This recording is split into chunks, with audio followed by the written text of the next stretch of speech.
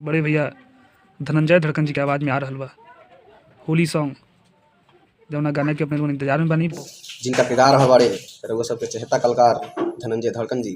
तो रउआ सब सुने खातिर तैयार रही होली सॉन्ग। भाई धनंजय धड़कन का होली गाना कब आएगा? दोस्तों यह कमेंट सारे धनंजय धड़कन फैंस कई दिनों से कर रहे हैं, तो इन सारे सवालों का जवाब मिल जाएगा इस वीडियो में, क्योंकि खुद जो धनंजय धड़कन का होली सॉन्ग आने वाला है उस होली सॉन्ग के गीतकार यानी कि बैलून स्टार संतोष तिवारी व अरविंद अकेला, जो कि इन दोनों गीतकारों को पहचान का मोहताज नहीं है, फिर भी बता दे कि अभी हाल फिलहाल इन दोनों गीतकार यानी बैलून स्टार संतोष तिवारी व अरविंद अकेला का कई सारा गाना मार्केट में बवाल मचा रहा है, जैसे भैलू जवान त गजब लागेलू व फान गईले लेके पोखरावा में, और भी बहुत सारे गाने। तो अभी दोनों गीतकार बैलून स्टार संतोष तिवारी व अरविंद अकेला लाइव अभी इस चैनल एमके के भोजपुरी पर बोलेंगे कि कब आ रहा है धनंजय धड़कन का पहला होली गाना और कितने गाने उनका लिखा हुआ आ रहा है धनंजय धड़कन के साथ इस होली में। तो सारे जवाब वह बताएंगे, और उनके और भी हमारी कई सारे बातें हुई है वीडियो कॉल पे गाना को लेकर, जो कि आप सब वीडियो देख रहे होंगे, तो वीडियो को अंत तक जरूर देखें। तो चलिए वीडियो को शुरू करते हैं।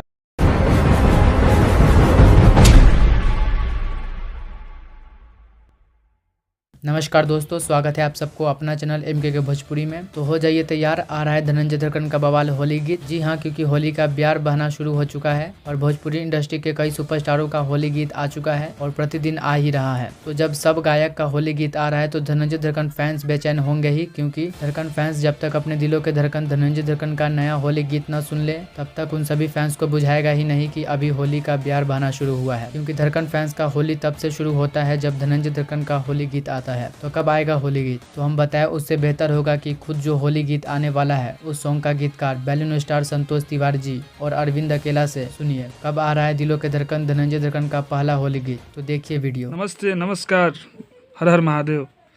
आई भैया, हम गीतकार संतोष तिवारी, हमारा साथ में हमारे चेला अरविंद अकेला, दोनों भाई के लिखल सॉन्ग बहुत जल्द बड़े भैया धनंजय धड़कन जी के आवाज़ में आ रहल बा होली सॉन्ग जौना गाना के अपने लोग इंतजार में बानी। बहुत जल्द 4 या 5 तारीख के गाना रिलीज हुई होली सॉन्ग, जिसमें अपने के लाइव होली भी सुने के मिली, बहुत हल्का मेथड ब्रांड मेथड। और ये बतावे खातिर हम एमके के भोजपुरी न्यूज़ चैनल पे आइल बानी कि अपने लोगों इंतज़ार करी।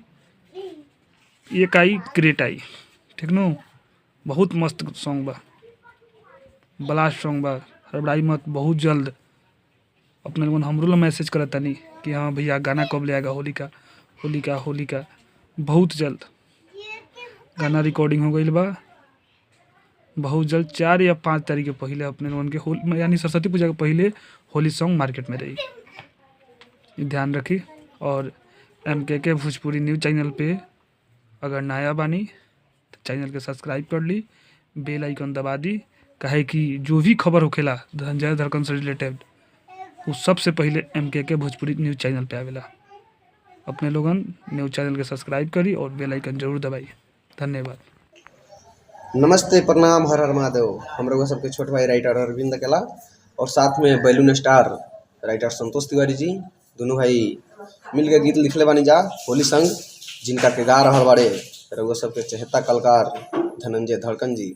तो रउआ सब सुने खातिर तैयार रही होली सॉन्ग। बहुत ब्रांड सॉन्ग सब आ रहल बा, दोनों भाई के 4 लिखल सॉन्ग होली आ रहल बा। तो रउआ सब भी सुने खातिर तैयार रही और मार्केट में आग लगावत रही, हर डीजे पर होली बरसात हल्का मचावत रही। और आवे वाला सीजन में हमनी दोनों भाई के गीत लिखल रउआ सबके प्यार आशीर्वाद रही तो मार्केट में हिट जाई और जयबे करी, और रउआ सबके प्यार आशीर्वाद रही तो हल्का मचबे करी। और रउआ सब देख रहा बानी एमके के चैनल भोजपुरी के माध्यम से, तो ये चैनल के सब्सक्राइब नहीं करे तो जाके सब्सक्राइब कर दी और बेल आइकन के घंटी होखेला ओके दबा दी, ताकि हर धनंजय धड़कन और ये भोजपुरी इंडस्ट्री से जुड़ल खबर होगा सबके पास सबसे पहले मिली। जय हो, हर हर महादेव, मेरे लव यू जान सब।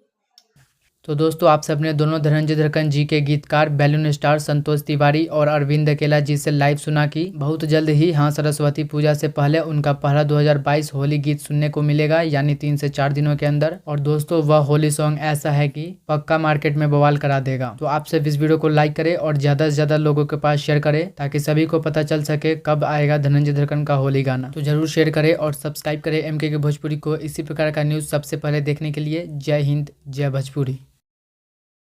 भोजपुरी इंडस्ट्री से जुड़ी कोई भी खबर सबसे पहले देखने के लिए सब्सक्राइब कर ले एमके भोजपुरी को और साथ ही घंटी को दबाकर ऑल कर लेता है। कोई भी खबर डालूं सबसे पहले आप मोबाइल तक पहुंच सके बिल्कुल फ्री में।